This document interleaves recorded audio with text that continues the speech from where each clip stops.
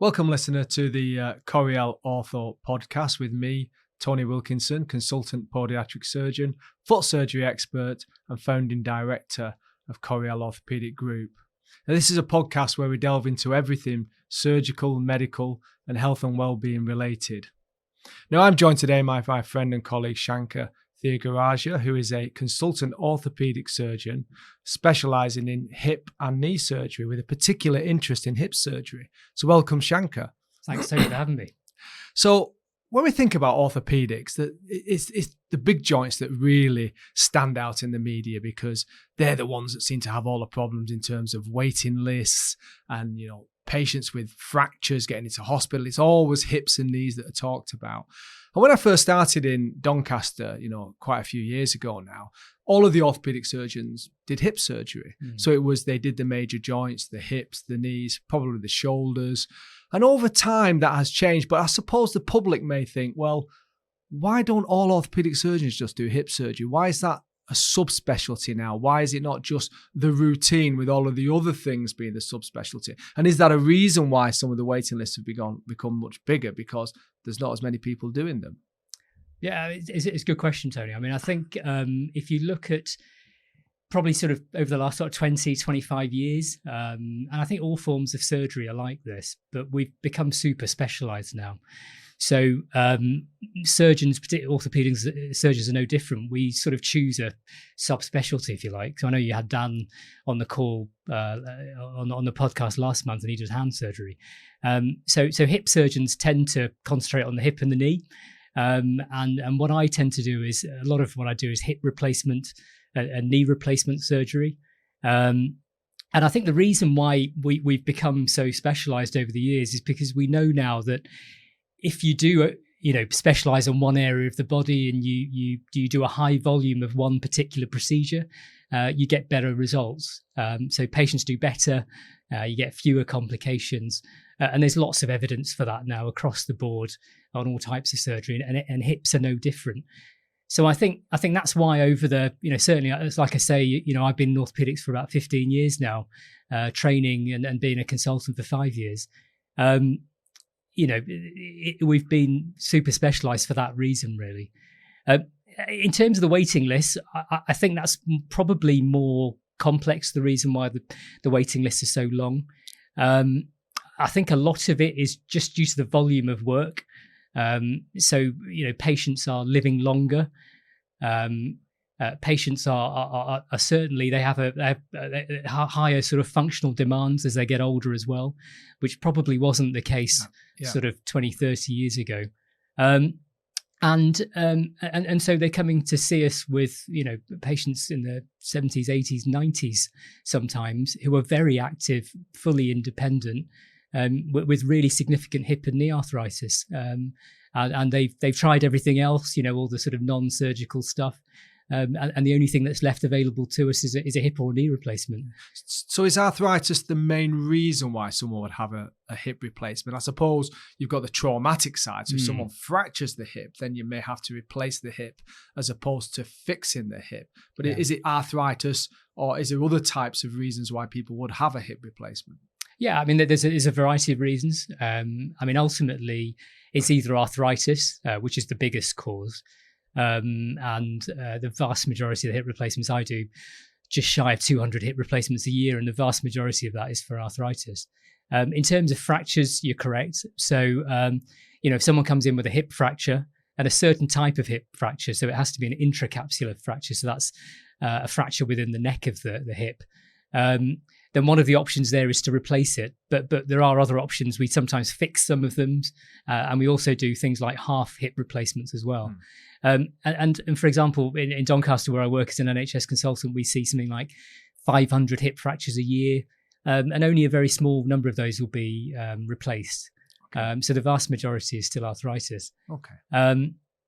What's an interesting area is actually younger patients, which is what I deal with a lot as well.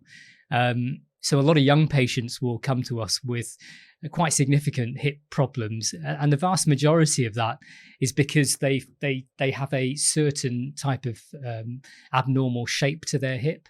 And that may predispose to problems such as hip dysplasia or hip impingement. Yeah. And ultimately, if that pathology isn't treated early on, then the hip will develop arthritis, and then patients will have hip replacements at sort of younger age groups, sort of 30, 40. Because what's interesting is a lot of patients that come to me in clinic will say, well, I need a hip replacement, but my surgeon has told me that I'm just a bit too young for it. So there almost seems like there's you're not quite old enough yet, but you're kind of saying that you do hip replacements in younger patients. So if an average patient came, who's not particularly obese, but of a reasonable weight, and was kind of 45 years old with osteoarthritis of the hip that was affecting their life, would you replace the hip for that sort of patient? Yeah, for sure. I mean, I think, again, things have changed. 30 years ago, the implants and the materials were not that good.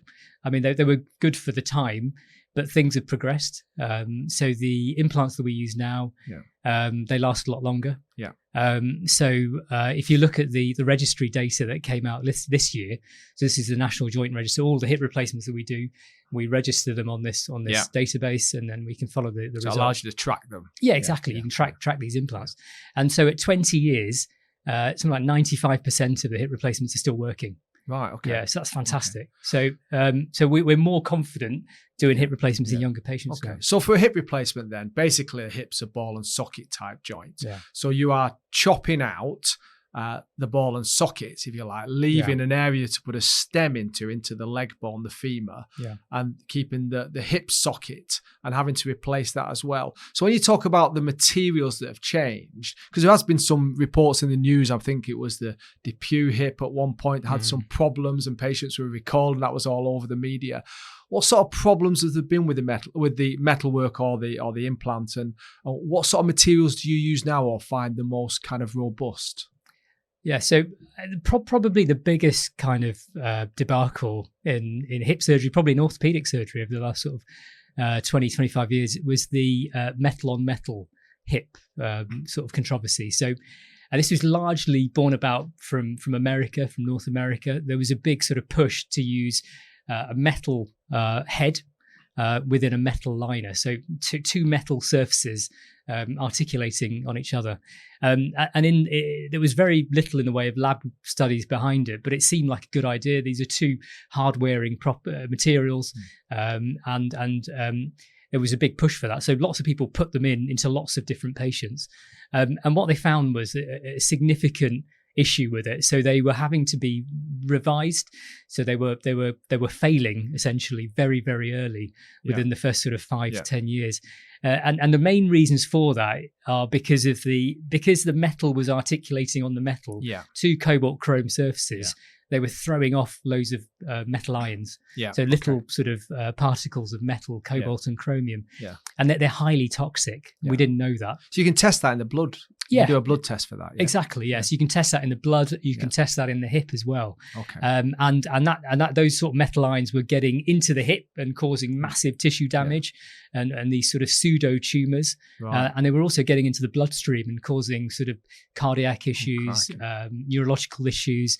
And even had a sort of cancerous element risk to it as well. So what sort of materials are you using now then? Yeah, so now we tend to use a ceramic head, which is the ball. So that's made out of ceramic, and we tend to use a form of plastic to the liner that goes in the socket. Okay. And the plastic is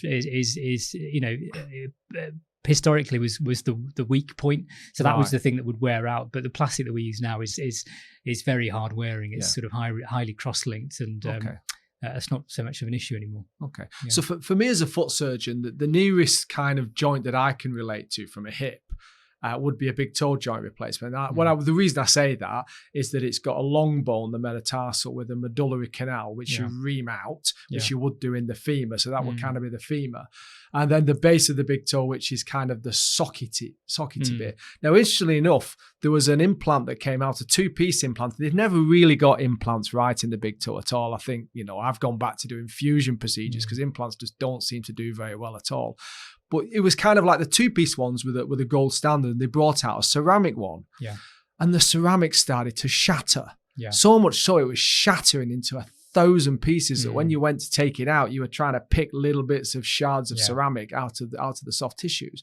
Could that happen with the ceramic hip? I mean, what's the difference, really? It could happen. It did happen, actually. So the first generation ceramics were very brittle. Right. Ceramics are very brittle material. So, but they've worked on that over the years. And so ceramic fracture, which is what we call it when it sort of shatters, doesn't happen anymore. Yeah. It's very, very rare. Yeah. The other issue is potentially if you have ceramic on ceramic. So if you have a ceramic liner, which is not commonly used now, if you don't put the ceramic liner in perfectly, then potentially you may have problems with the ceramic fracture there. But like I say, the ceramics have moved on. The generation of ceramics we use now are not so brittle, and also we don't tend to use ceramic liners. So for that reason, we don't get that. But I have revised hips over the years.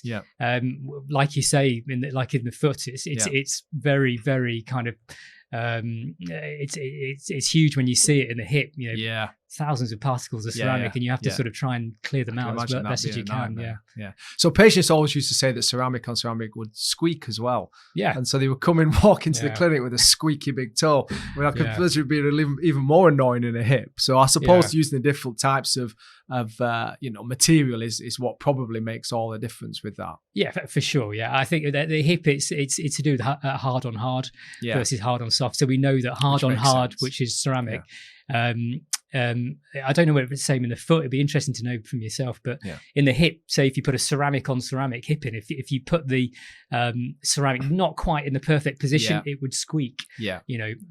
Whereas if you're doing hard on soft, so ceramic head with a plastic liner, you have more tolerance. You can kind of be a few degrees out in it, and you don't get that problem. Right. Okay. So I don't know whether that. So there must be some patients knocking about that have got these materials that have had failures still, and they've just got away with it. I mean, is it something they should be worried about? Are these patients monitored? If it's a bit of recall, so you are then monitored for a period of time with your implant, and then checked on a regular basis. I mean, with the metal on metal, we've had directives from the British Hip Society to follow these patients up. So any patient, and there are some in this area here, and my colleagues use that hip implant, that we do follow up every year, 2 years, and we do blood levels, we do x-rays, and if there's any inkling of a problem, we will revise that hip. Okay. So I suppose one of the other problems I've had with putting joints in is that when you've reamed out the bone, so you've got a bone that you've made hollow in the center, which is the medullary canal, and then you're placing a stem into it, that over time that stem has malpositioned, so it's twisted, which has been a real problem because sometimes it just offsets the joint and then causes a malalignment of the joint, even though you put it in perfectly in the first place. So I suppose, how does that happen in the hip? Because that's something you can prevent in the hip. So I guess what you're describing is kind of loosening of the implant, so the stem. So loosening of the implant doesn't happen very often. There's essentially two ways that we can put a stem into the femur. We either cement it in, or it's uncemented, so that's sort of press fit stem. And I think, a lot of it comes down to your training and what you're used to. I do a lot of cemented stems. Okay. The stem that I use was made in Exeter over 50 years ago. So is the stem itself different for cemented to uncemented? What's the difference? So the cemented stem is made from stainless steel. Right. And it's got a specific shape to it, tapered, and it's very smooth and polished. So it almost sort of sits within the cement mantle. Okay. It's just the way that it works. The forces enable it to. It almost subsides within that cement mantle by a few millimeters over the course of its lifetime, and it's extremely stable. And they just do not fail. They've got very good outcomes.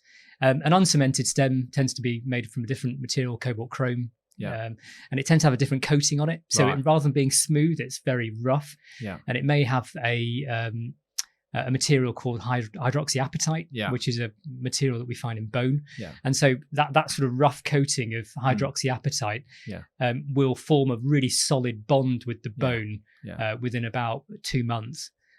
So we put that stem in sort of press fit, and then within a couple of months it's sort of solidly grown into the bone, and it sort of becomes as one, really. So I mean they work through very different kind of methods, but they both work very well. So have you ever watched the program Supervet?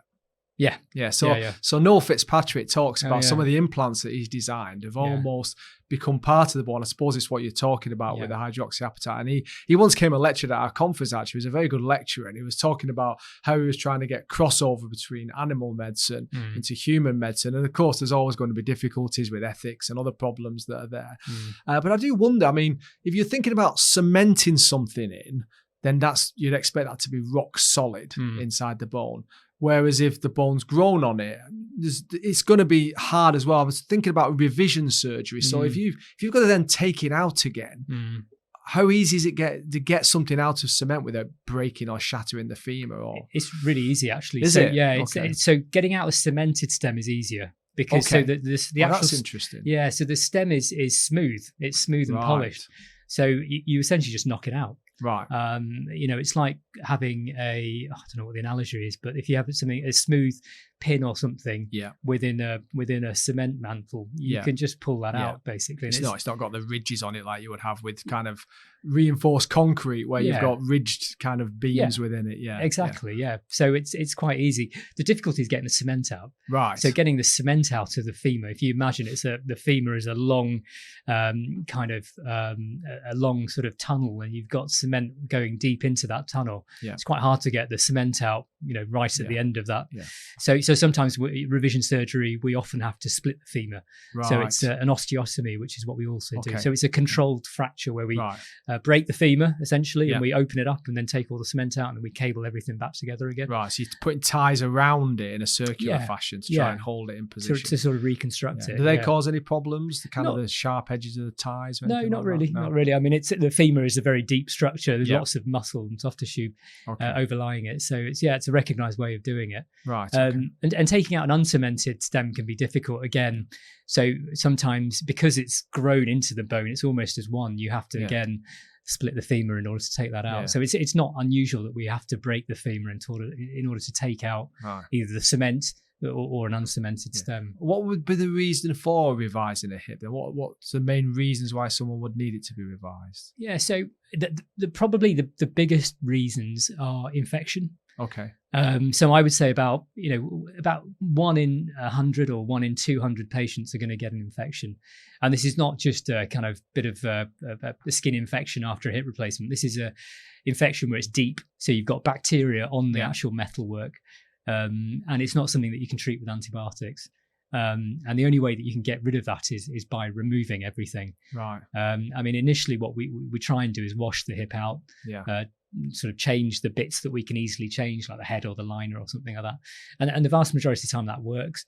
But if it's a chronic infection and you've tried washing it out and it's still the infection is lingering, then the only thing that you can do is a major revision operation, which is then to take everything out.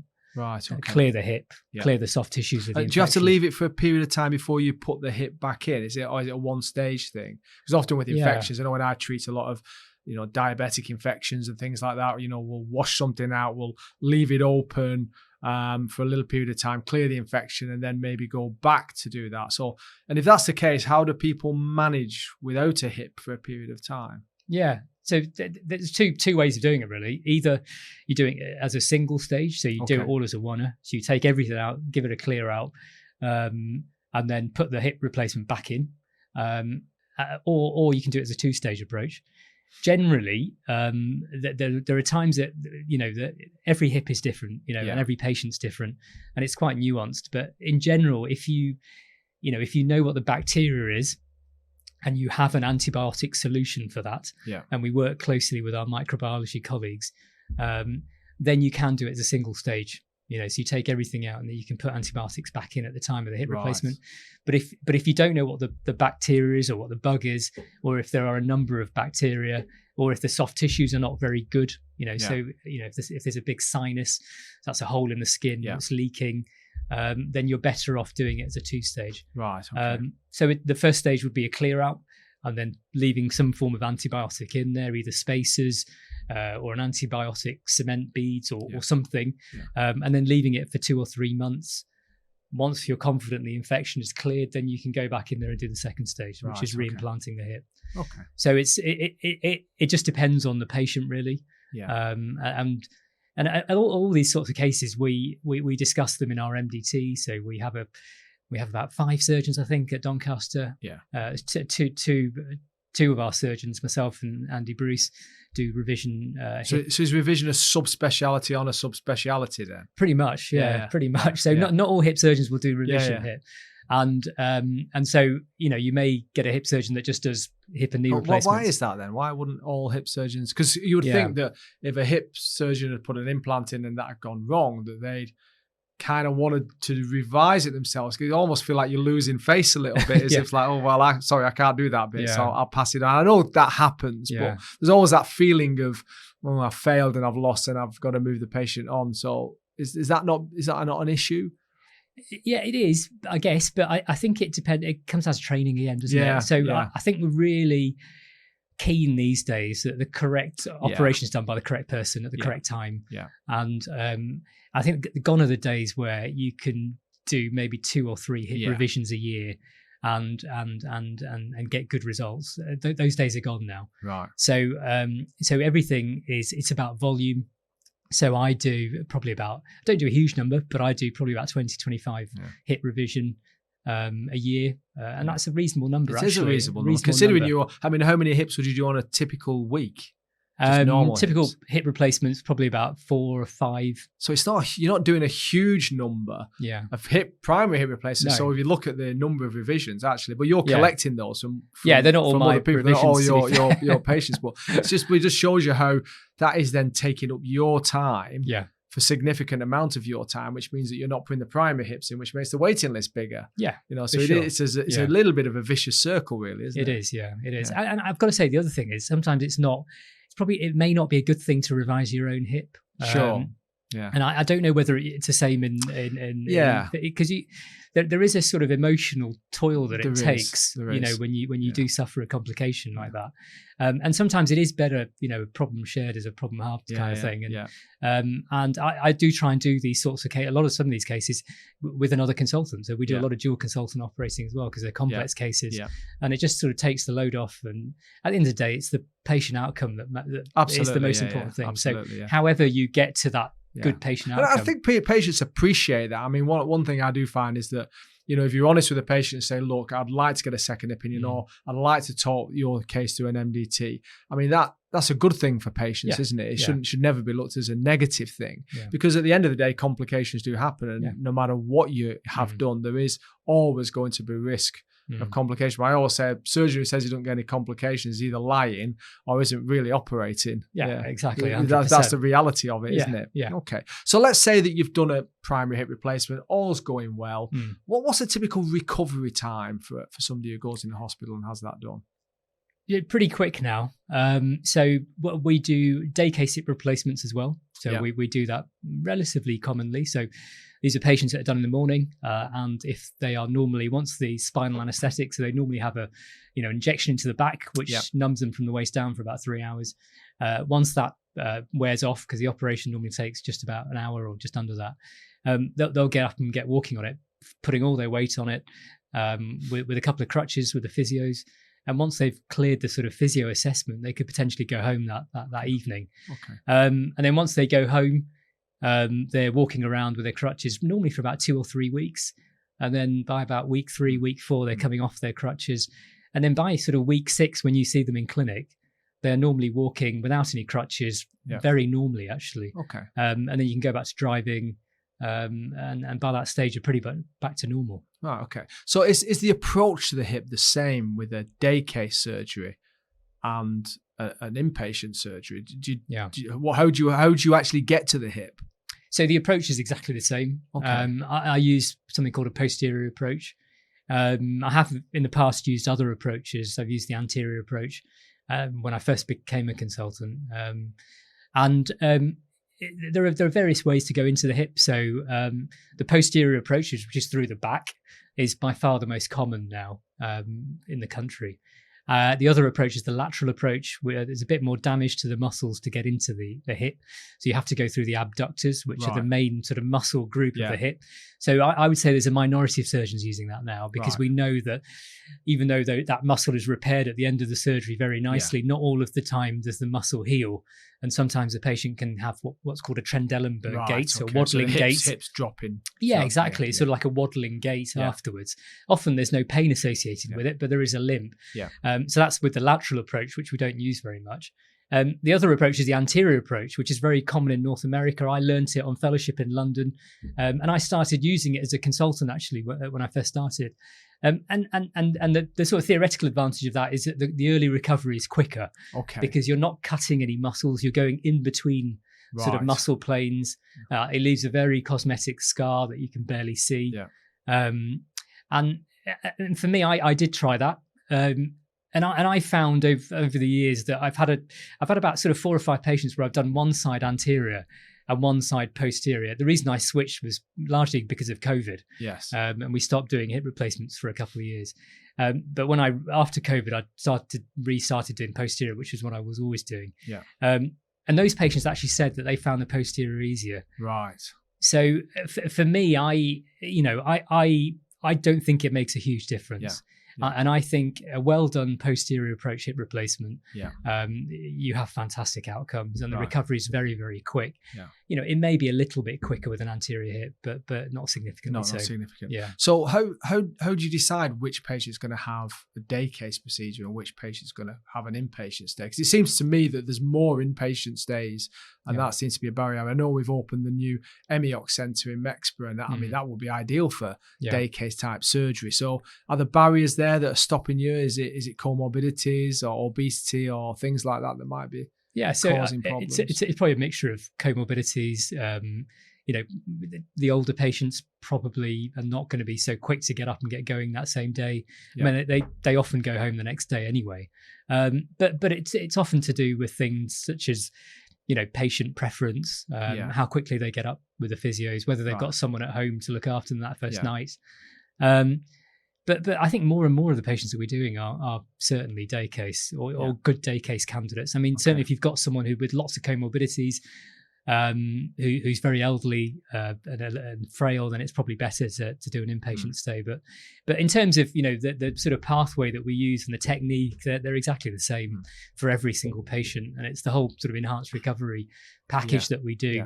And it starts with the anaesthetist giving the right anaesthetic, and then the correct, a good technically correct surgery. We use a lot of local anaesthetic in the hip.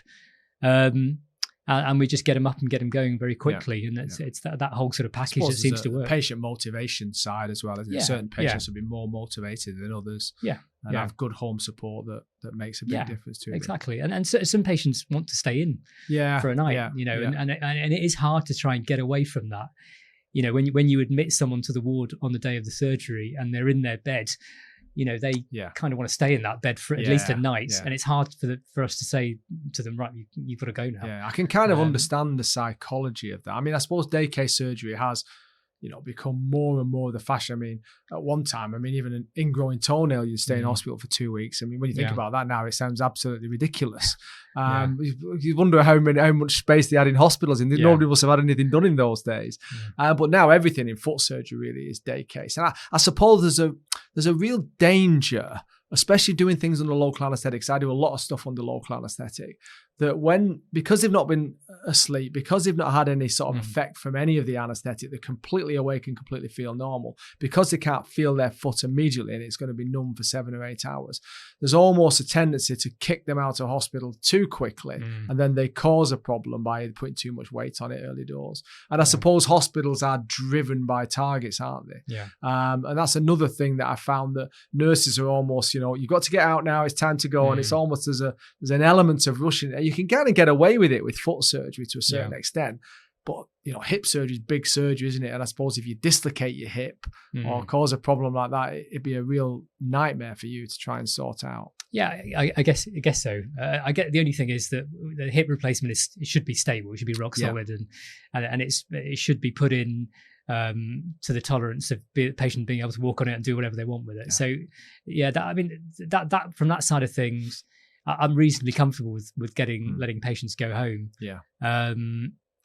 But the yeah, I think on the whole, it's fine for most patients. And if you look at the evidence, a lot of it from North America, it's safe, because they audit their results, and there's a very low readmission rate. There's very low complication rate of patients having issues at home. And like I say, most patients go home within 24 hours now anyway. So it's just that first night that you are essentially sending that patient home, as opposed to one night in hospital. And I suppose it's safer for the patient in terms of hospital infections, MRSA and all these other problems that they're getting out of the hospital, where there's a lot of sick people, and then there's a lower risk for them overall. Yeah, for sure. It's I think a lot of it is based upon our workload as well. We've just got so many cases to get through, and with a very limited number of beds and theatre lists, etc. So there is a real push to get these patients out to clear get the beds available for the next list. Okay. So we're now in the 21st century, and I suppose we've now got things like artificial intelligence coming along. I know DRI have bought their first robot for I think for bowel surgery, isn't it? The Da Vinci robot. It got delivered today. Oh, did it? Yeah. So it'll be interesting to see how that pans out. Robbie the robot, I think they called it in the end. So anyway, there has been robotic systems made for hip and knee surgery. I know that the Yorkshire Clinic have got Rosa for the knee, I think. And I think at Kinvara Hospital, they did have the Smith & Nephew version for that. And that works off a CT scan, I believe. So you take a CT scan of the hip. X-ray, I think, those ones. Right, okay. But you can do it with a 3D modelling. And then the robot then knows exactly where to cut the bone. Then most people would say, well, surely that's got to be better, right? It's got to be better than Shankar with a shaky hand. Doing it if you can control it from a robot designed from a 3D model. Is that the future? Is that where things are going? What's your thoughts on that? Yeah, I think it is the future. We've got to be really careful when we talk about robotics in any sort of speciality, that it's got to be evidence driven and not marketing driven. And I think at the moment there's been a heavy emphasis on the marketing element of it. And these companies are throwing, millions and billions on this sort of technology. So it's here to stay. It's not going to go. So far, the evidence has shown that, particularly with the knee, you get your implants put in the correct position compared to the sort of the manual way, of doing it. However, it does not have any influence on the outcome to the patient. So you might get a slightly better position here, a couple of degrees here, or a couple of millimeters there, but it doesn't seem to make any difference. My personal feeling is, I think in the long run it will show that there probably is an improvement in outcomes, particularly for the knee. I think for the hip, I think the jury's out really. I think the hip replacement is such a good operation. With a vast majority of patients, and there's a paper that came out very recently that showed that 90% of patients are very, very satisfied following a hip replacement. And actually that's fantastic. For any procedure, that's amazing.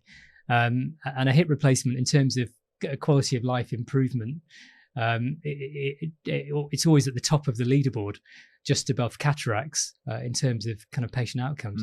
So I think with hip replacement, we've kind of got it now, and we're kind of tinkering around the edges. There's not much improvement to be made.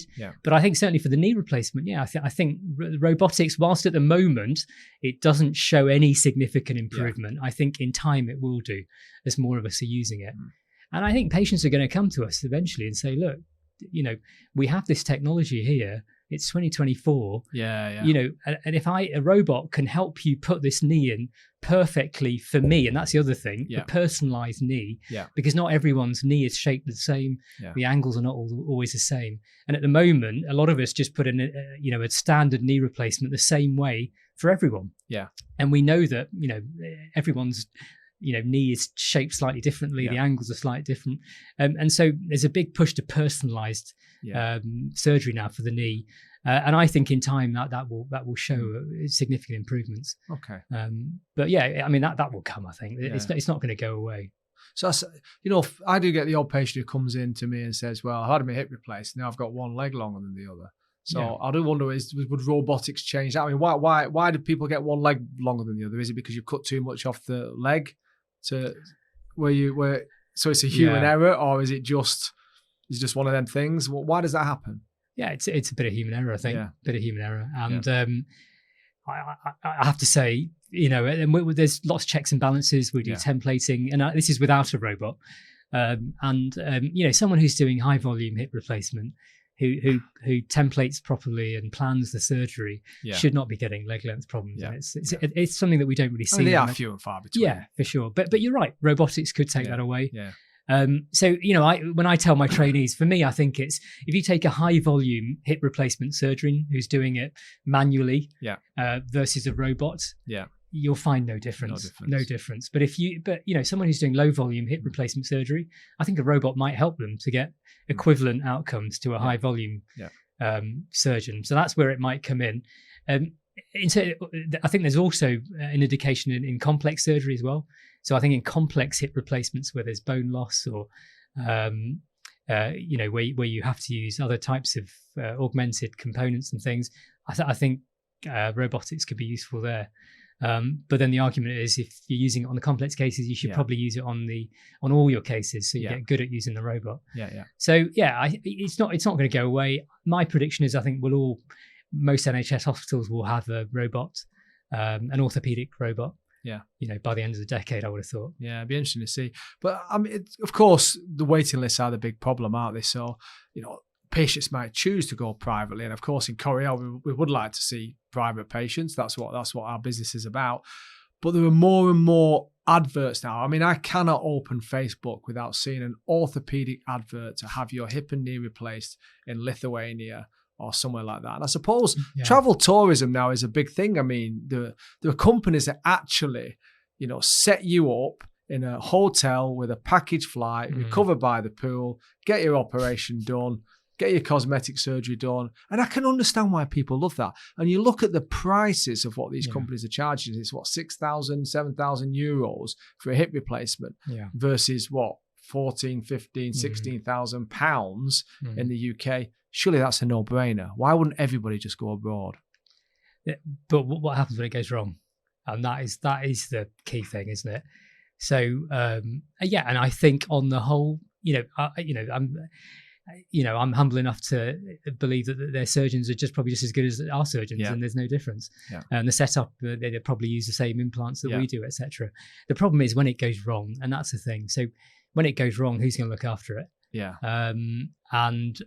You will get the odd complication. And where do these patients go? And they tend to come to the NHS, their local NHS hospital, and then we sort of pick up the pieces. There are anecdotally that you can get some sort of weird and wonderful infections abroad as well. The microbiology is slightly different. So that infections behave in a slightly different way. But I think on the whole, if your luck's in, and you go abroad and you get your hip done, you're probably going to be okay. But it's just when it goes wrong, who's going to pick up the pieces? I suppose it's difficult, isn't it? Because the NHS will pick up the pieces. I suppose there comes a time where if someone intervened, the government intervened and said, well, actually, if you choose travel tourism, then the NHS won't be picking up the pieces. And that could run into significant amount of money, really, if they had to fund that back in the UK for hospital stays, antibiotics, having to have a hip removed and replaced. I mean, even antibiotic beads. I don't think people really appreciate the costs of these things. Is that, if you put antibiotic beads in someone and mix it from a powder into a pellet and pack it into a wound, something like that can cost £500 to £1,000 just for the antibiotics on top of everything else. So there is a major risk there. So would you advise people not to go abroad then? I probably would. I think I would. There's a lot of unknowns when you go abroad. Do you really know your surgeon? Do you know what their training has been? I think in the UK, we're in a really privileged position where all of us, we're all fellowship trained. We've all been through a higher surgical training program of at least 6 years. We're all, very well qualified to do these procedures and also deal with the complications as well. So I personally, if it was my relative or loved one, I would tell them not to do that, and I would tell them just to save a few quid, really. Exactly. Probably not worth it. Exactly. Okay. So when we're talking about younger patients, then the one person that springs to mind for me with hips is Andy Murray. Because he's a high level tennis player, and I just think to myself, his surgeon must have been terrified of putting a new hip in him, thinking, am I going to ruin this guy's career? I can imagine him going and saying, well, I still want to play high-level tennis, but I've got hip arthritis. I need you to fix it. I mean, that's so incredible. I was quite amazed that he actually came back. So it's possible then to be able to still compete at a high level. Is that what, did he have a full hip replacement? Do you know? He had a hip resurfacing. Right. So, we were talking about the metal on metal earlier. So he had one of those. Right. Okay. So, so the hip resurfacing. So is that a joint? Is that a new joint, or are you physically putting something in there? Yeah, so what they do is they so the socket side is exactly the same. Okay. So you kind of ream out sort like of a hemispherical, hemispherical shell, press fit that in, you put a metal liner on it. Right. But on the head, so on a conventional hip replacement, we sort of cut off the head and then we put a stem down the femur. Right. But with a hip resurfacing, you leave the head on. You leave the ball bit on, and you basically, it's almost like a little plug that goes on the top. Yeah. A sort of hemispherical or sort of ball. It's not really a ball, but a sort of surface really that goes on it, and then that has a very narrow stem that goes down the down the neck. Why would you do that over full hip replacement? Is that just because he's a younger patient? Or but if it works, why wouldn't it work on everybody? So what we found 20 odd years ago when everyone was putting these into everyone is that they only work in very sort of narrow type of person. And Andy Murray is that person. He's a bloke. Yeah. He's young. Yeah. And those are the patients where it tends to do well in. Yeah. So what they found is when it, particularly in women, so a lot of that probably to do with bone quality. Women did not react well to having this implant in. There was a lot of fractures just underneath the actual kind of resurfacing bit on the femoral bone, and there was also some loosening as well. And some of the older patients also suffered with fractures as well.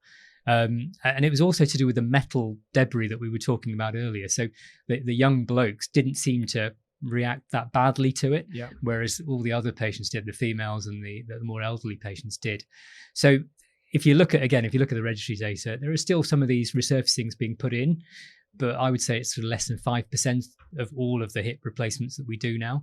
And they only come out of very specialized centers where they actually design the implants, at places like Birmingham and London. So it's not that common, but for someone like Andy Murray, it's enabled him to get back to playing tennis, largely because it's a large head. So in a conventional hip replacement, the head, the ball is about 32 millimeters, which is relatively small, and there is a risk of dislocation if you're really going at it, contact sports and high level tennis.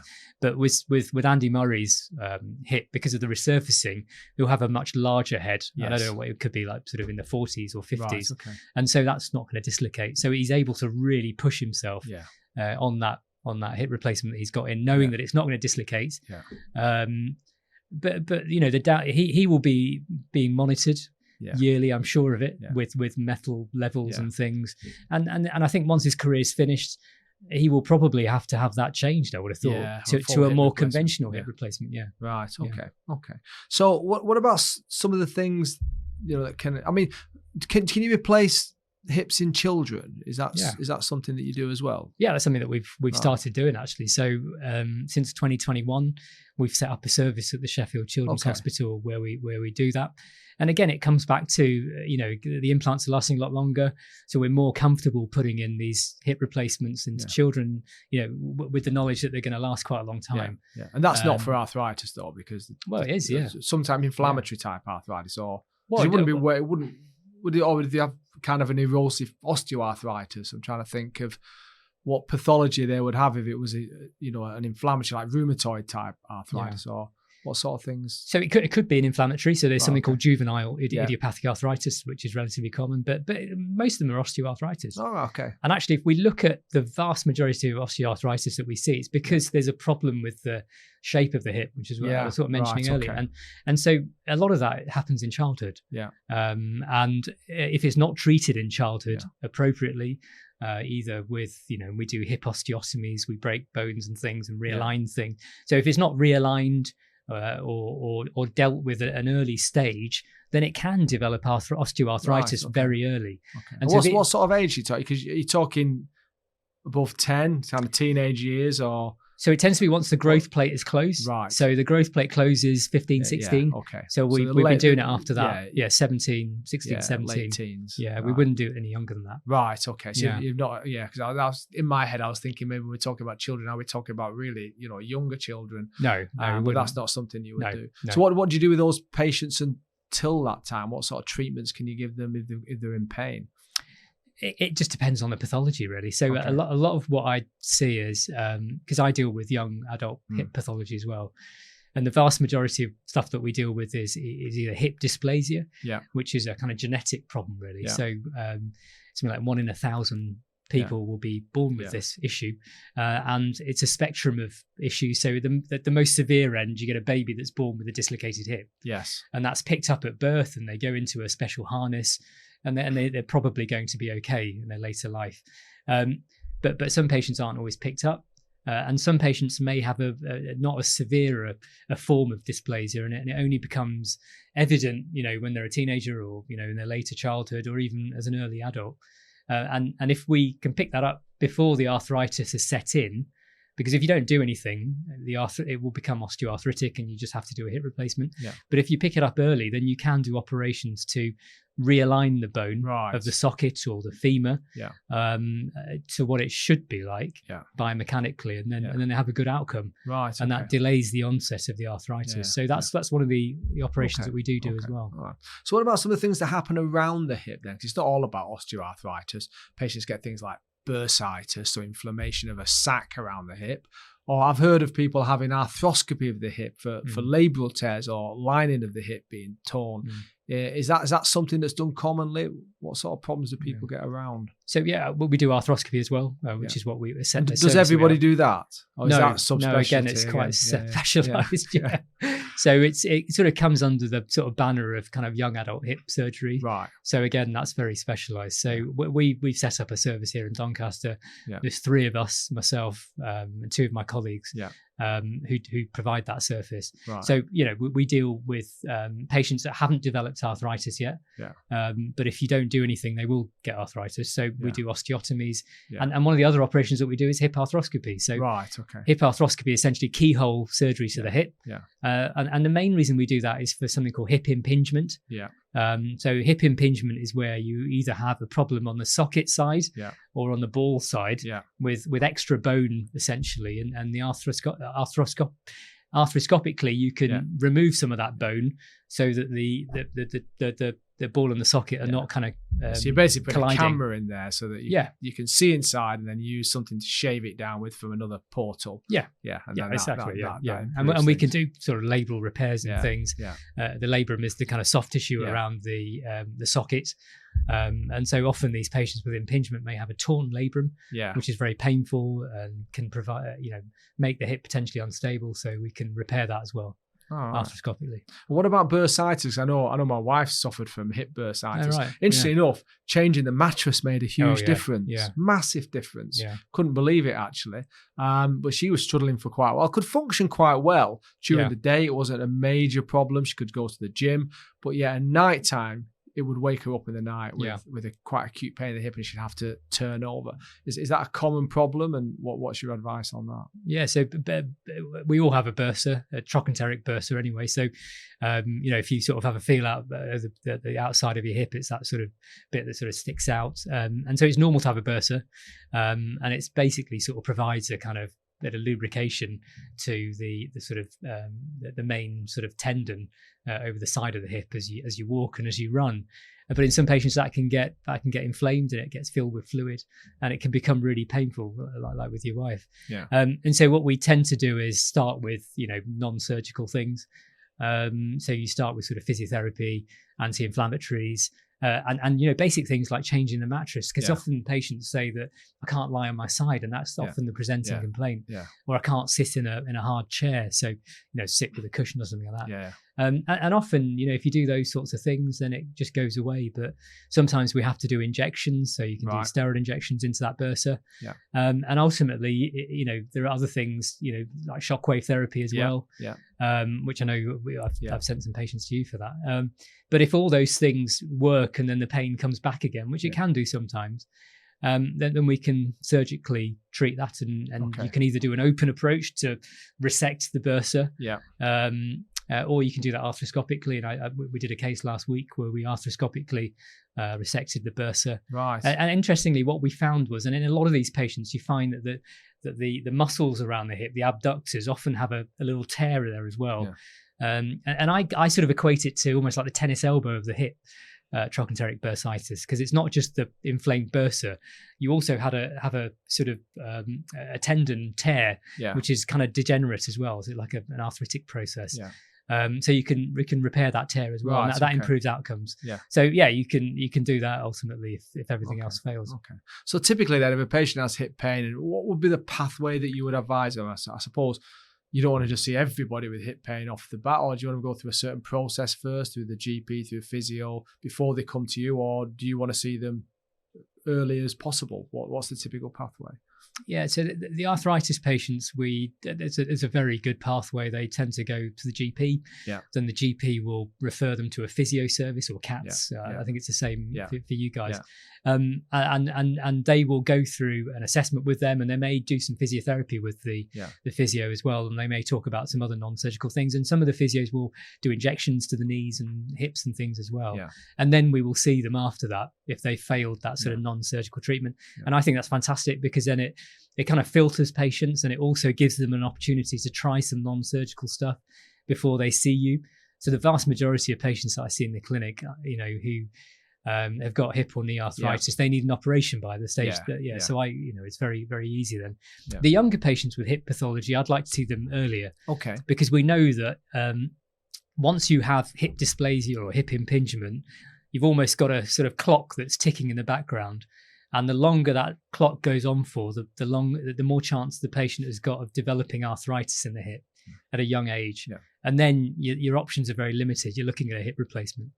But if we see those patients early, then there are things that we can do to modify the shape of that hip. Right. Either osteotomies, which we talked about, or arthroscopic surgery. Yeah. So for those sorts of patients, then we're really keen to see them very early. And we do GP training sessions, we do physio training sessions, really to get that message across. That if you've got any young patient with any sort of hip pathology or hip problems, just refer them straight in, and then we can take care of it from there. Well, thanks very much, Shankar, for that fascinating insight in the hip surgery. So if a patient wanted to come and see you, then how would they get hold of you?